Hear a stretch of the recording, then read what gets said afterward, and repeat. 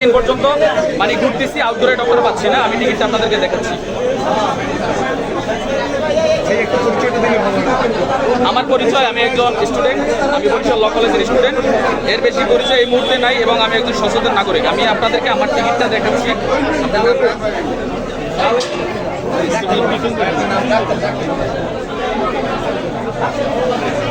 আমার নাম হচ্ছে মোহাম্মদ রাকিবুল ইসলাম। আমি একটা টিকিট কাটছি, এটা হচ্ছে 26/8।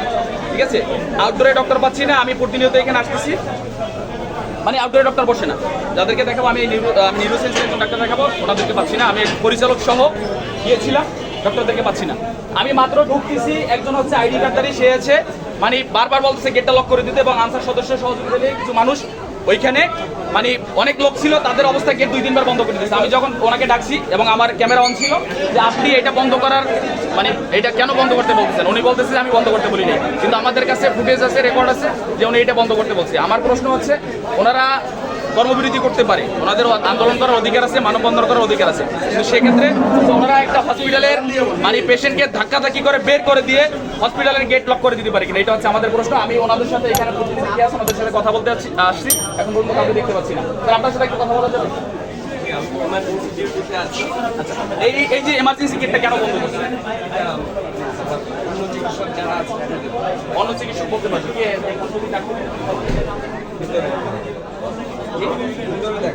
আপনাদের কোনো নির্দেশন আছে পুরো হসপিটাল লক করে দিতে পারবেন, বন্ধ করে ডিউটি আছে এমার্জেন্সিতে? আমি ডিউটি বন্ধ, তাহলে আপনি যদি গেট বন্ধ করে রাখেন, আপনি কিভাবে আপনি ডিউটি করে কে মানে ডিউটি তাদেরকে সেবা দেবেন? আমার কাছে আমি আপনাকে একটু বলি, মানে আপনারা যদি গেট বন্ধ করে রাখেন, পেশেন্ট যদি ঢুকতে না পান, সেবাটা কাদেরকে দিচ্ছেন?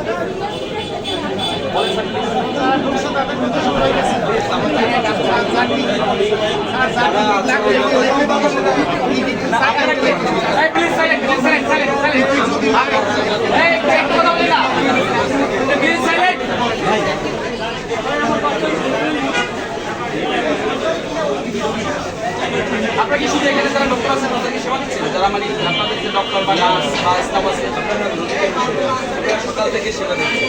আমরা তো দেখেছি, আমি সেবা দিচ্ছি, ঠিক আছে, লোকজন ফিরে যাচ্ছে, আপনার গেটটা লক করলেন, গেটটা বন্ধ করলেন।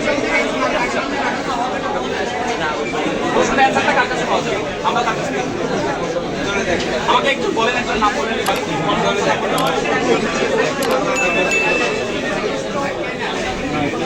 দেওয়ার পরে জরুরি সেবাগুলো চালু করা হয়েছে, কিন্তু আমাদের এখানে এখন পর্যন্ত দেওয়া হয় না। আমরা পাই নাই। আমরা নিরাপত্তা আগে চাই, আমরা নিরাপত্তা চাই, নিরাপত্তা চাই আগে, তারপর আমার সেবা দিই। ঠিক আছে, তার সমস্যা নেই। তারপরে প্রশ্নটা আপনি লক করলেন, আমাকে 3 বার টাকা দিবেন। আপনি কি ঝাড়ি মারতে পারেন নিয়মকে? আপনি কি নিয়মকে ঝাড়ি মারতে পারেন? একটা চিকিৎসক আপনি আসলে এভাবে কেন কাউকে ঝাড়ি মারেন নাই তো ভাইয়া? আপনি তো আমি বলুন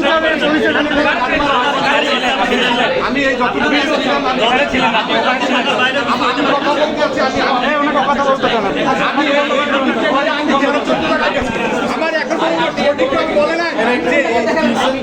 আমি এক শিশু নিয়ে আসছি সকালবেলা, এই একটা টিকিট আমি কোন জায়গায় ডাক্তার দেখাবো, তারা আমার কোনো সঠিক ইনফরমেশন দেয় না।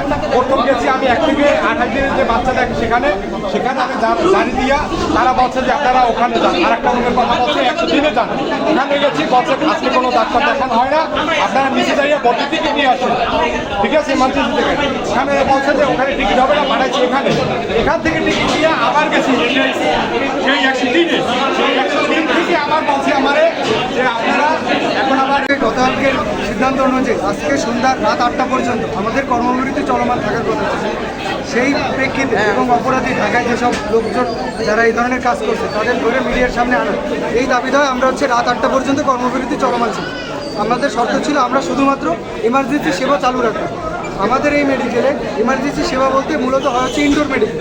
ইনডোরে আমরা তারপরেও গতকালকে রাত 8টা থেকে আজকে সকাল 11টা পর্যন্ত ডিউটি আমরা চলমান রাখি। তারপরেও গতকালকে সার্জারি 2 এবং মেডিসিন 2 বিচ্ছিন্ন ঘটনা ঘটছে। ডাক্তারদের উপর আবারও সেম ঘটনা হয়েছে। তারপর থেকে আজকে সকাল পর্যন্ত একটা প্রশাসনের লোক আসেনি, না আর্মি আসছে, না পুলিশ আসছে, না র্যাব, কেউ আসেনি, নো ওয়ান। এবং এখানে যারা আনসার আছে তারাও সিভিল ড্রেসে, ওনারাও কোনো লোকজনের ওনারা কন্ট্রোল করতে পারে। আমরা এখন কীভাবে সেবা দিই ইমার্জেন্সি থেকে, আমরা পরবর্তীতে কীভাবে পরবর্তী সেবাটা দিয়ে যাবো? আমাদের তো এই অবস্থাটাই নেই। আমরা তো বলছি যে ঠিক আছে আমরা রাত 8টা পর্যন্ত ইমার্জেন্সি সেবা চালু রাখবো, প্লাস আমরা ইনডোরের সেবাগুলো দিয়ে যাবো। কিন্তু ওনারা কি গতকালকে রাত 8টা থেকে এখন পর্যন্ত একটা লোক আইসা প্রোটেকশনের কোনো ব্যবস্থা করে দিচ্ছে? সারা রাত আমার বন্ধুরা ডিউটি করছে উইদাউট এনি প্রোটেকশন। কীভাবে কাজ করবে তা? কেন কাজ করবে? আমাদেরকে দায় পড়ছে, এত কাজ কেন করতে যাবো? আপনারা জবাব দিচ্ছেন?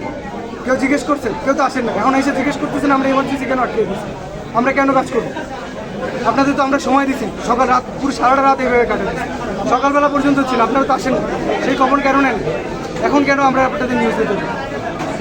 আমি অ্যাডমিশন নিয়ে নিতে মাইক পাওয়ার পর কি আমি ফোন দিব যে ভাই আমি মাইকে যাব না? পুলিশ ইনচার্জ আছে, প্রসেস কাজ করে ইনচার্জ। ক্যামেরাগুলো কি স্যার এখন আচ্ছা আমরা আমরা তো কমিটিতে কথা বলতে আমরা যে জিনিসগুলো নাও জানাবো স্যার আপনি স্যার ইমার্জেন্সি কেটে আসেন স্যার, আমি আপনি নিয়ে যাবো।